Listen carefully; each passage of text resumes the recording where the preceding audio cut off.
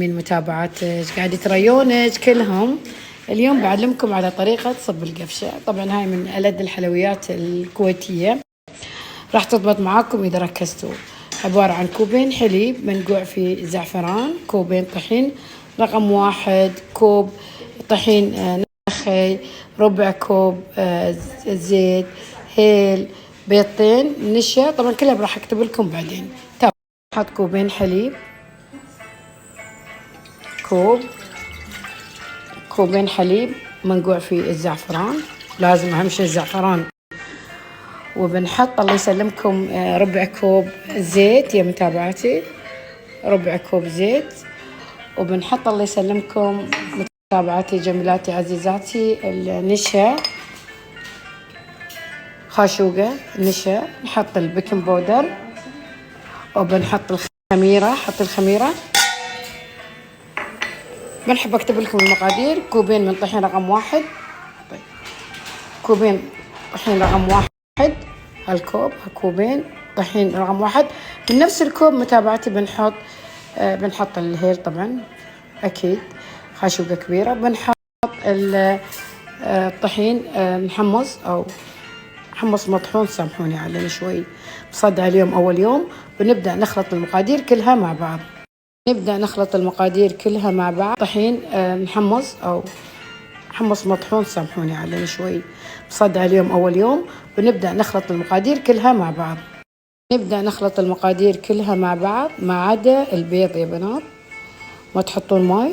كوبين حليب منقوع في الزعفران، كوبين طحين رقم 1، خاشوقة كبيرة الله يسلمكم، خاشوقة كبيرة خميرة، خاشوقة كبيرة نشا، خاشوقة كبيرة بيكنج باودر، وخاشوقة كبيرة هيل، وكوبين طحين رقم 1. معلي سامحوني أنا يمكن قاعدة أكرر وايد. وكوب من حمص مطحون. نبدأ نخلط المقادير كلها مع بعض بهالطريقة هذه.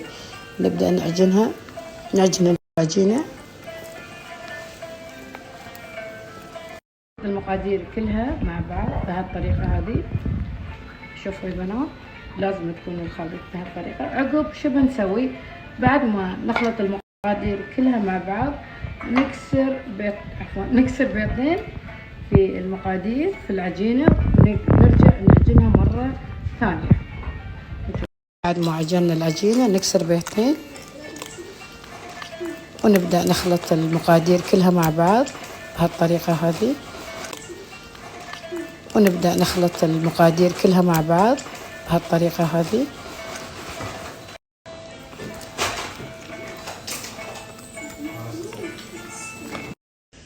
بعد ما عجنت العجينة وحطيت بيضتين، شوفوا بنات لازم تكون بهالقوام، شوفوا. ونترك العجينة لمدة تقريبا 30 دقيقة، وتابعوني بعد 30 دقيقة. والحين بعد ما بردت الشيرة، شوفوا الطريقة، شوفوا القوام الشيرة يا بنات. تحطها في الثلاجة، بتحطينها برا، تستخدمينها للحلويات إذا عندك. وارجع اقول لكم يا بنات بالنسبة شيرة الكنافة إن شاء الله المرة الجاية بعلمكم على طريقة الكنافة والقطايف والبسبوسة. هاي شيرة. في المطبخ العجينة خلاص انتفخت. شوفوا يا بنات، شوفوا قوام العجينة لازم تكون بهالطريقة هذه. والحين بنقلي، وشوفوا الطريقة وتابعوني. ورمضان كريم علينا وعليكم. حطيت الزيت، بس ما تكثرون الزيت يا بنات، تخلون شوية زيت عشان نقدر نحن نقلي من صوبين، عكس اللقامات لازم نكثر من الزيت. فالطريقة هذه وايد سهلة. أول شيء نسخن الزيت، وراويكم طريقة كيف تسوون صب القفشة. الطريقة اللي بحطها يا بنات طريقة وايد سهلة، لازم تنتبهون.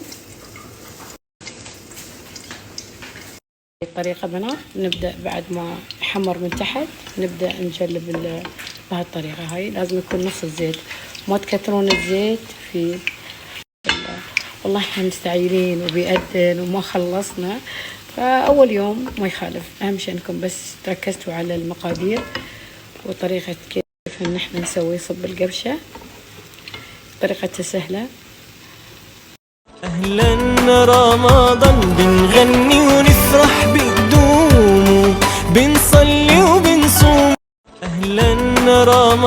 بعد ما تشوفوننا طلعت الفقاعات. الحين شو راح نسوي؟ بنبدأ. اوكي حط، يلا سوي.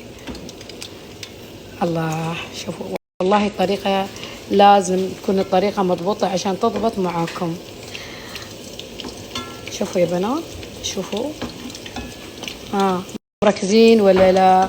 تراني كتبت لكم المقادير وبرجع اكتب لكم مرة ثانية وبقول لكم رمضان كريم، وبعد شوي بيأذن وانا بعد ما خلصت.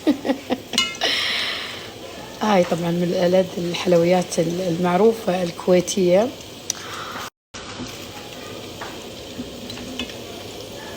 الله، يلا